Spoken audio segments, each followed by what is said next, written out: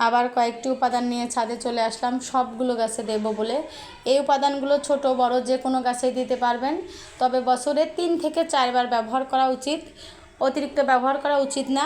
এবং মাটিতেও ব্যবহার করতে পারবেন মাটি তৈরির সময়, তবে এটা শীতকালে মাটি তৈরির সময় ব্যবহার করলে কিন্তু খুবই ভালো ফল পাওয়া যায়।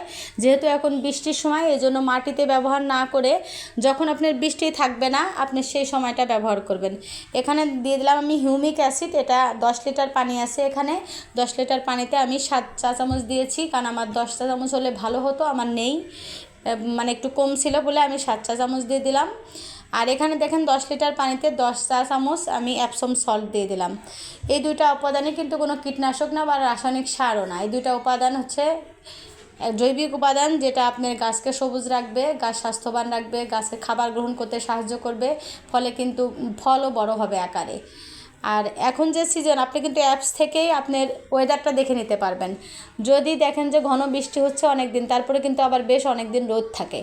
আর যে কমপক্ষে গাছে প্রয়োগ করার পরে যদি মাটিতে 7 দিন পর্যন্ত আপাতত বৃষ্টি না হয়, তাহলে কিন্তু এটা পুরোপুরি আপনার গাছ গ্রহণ করতে পারবে এবং আপনার গাছের চেহারাই চেঞ্জ হয়ে যাবে।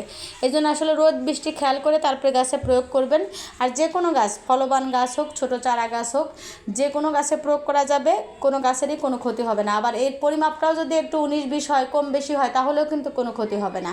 একটু মানে হিসাব করার বেশি দরকার নেই। আপনি রাসায়নিক সার গাছে দিতে গেলে কিন্তু খুব টেনশন করে বা হিসাব করে দিতে হয়, কিন্তু এই জৈবিক উপাদান প্রয়োগ করলে কিন্তু এত টেনশনের কোনো কারণ নাই।